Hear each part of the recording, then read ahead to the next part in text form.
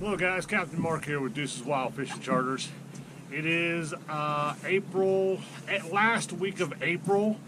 This Friday will be May 1st of 2020. So let's talk about some springtime fishing. So what happens in the springtime obviously is the water temperature heats up, and then the fish transition from deep to shallow to prepare for do their pre-spawn for spawning, and they do their post-spawn. So when and how does all this happen?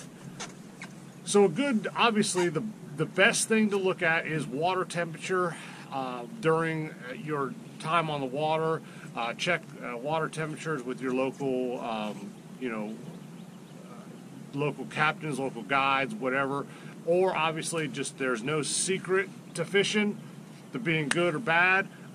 It's just time on the water. So the more you're on the water, the more you know what the temperature is. So, of course, I chart everything. Every day I go in, I put on my little spreadsheet. I have a sheet that I chart every day that I go on the water, what the water temperature is from year after year after year, and I can understand, how the water is changing.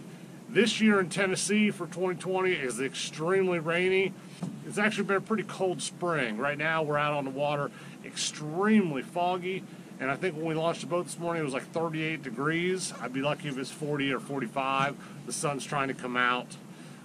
But anyways, because of that, here in East Tennessee for the month of end of March all the way through April, our water temperature has not changed too much.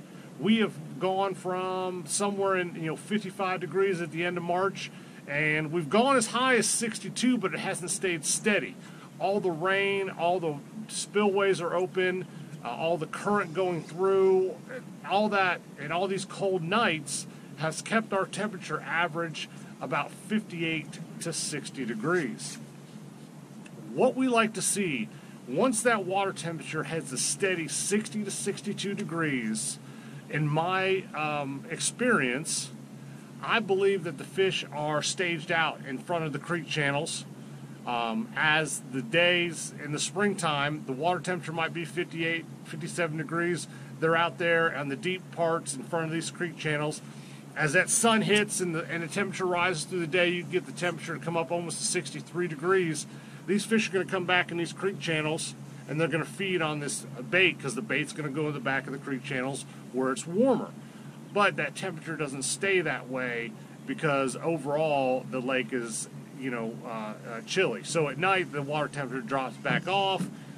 Those fish go back down into the deep channels out in the main lake, and that's where they are. So early spring, April, end of March, April, those are good times to either set up at pinch points as the main channel narrows down towards a creek out in the main channel, anchor up and 20 foot of water and cast out into 40, 50, or if you only have 10 foot of water and you can cast out into 30, just a depth change is nice.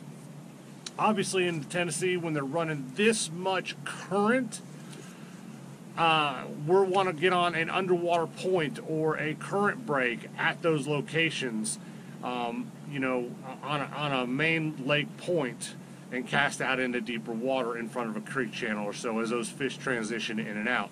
I can't tell you when they're going to transition in and out. Just sooner or later they're going to transition in and out to catch, to go ahead and feed. So now the water temperature has gone up. Let's say you're consistently at 62 to 65 degrees. You don't see it even in the early mornings at 5 a.m. You don't see that water temperature much below 62. Those fish are going to be starting to move back into these creek channels and stay back here and feed. 65 to 70 degree temperature, you're somewhere in that range, your fish are going to start pre-spawn. And pre-spawn fish are hunting for food, and they are slamming baits.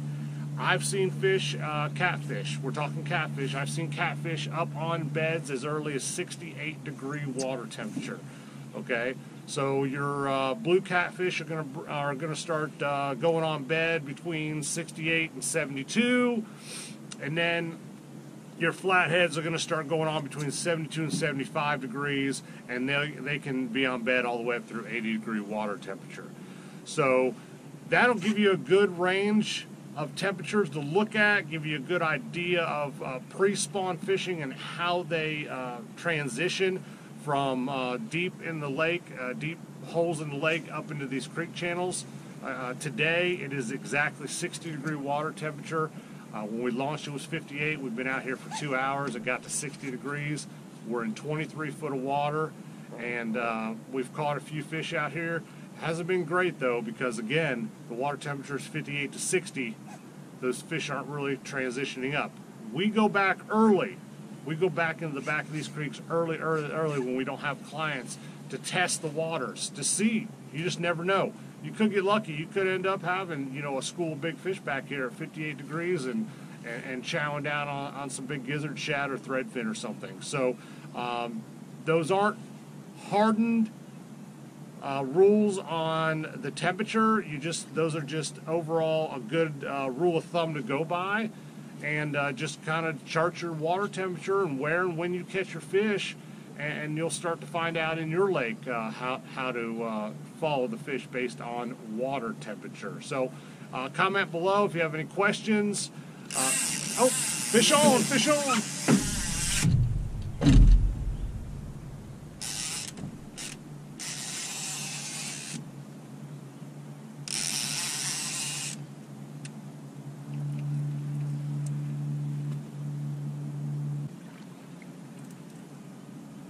Nice little baby blue.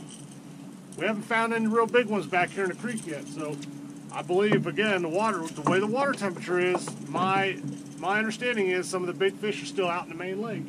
They haven't transitioned to the back. Nice little female fish.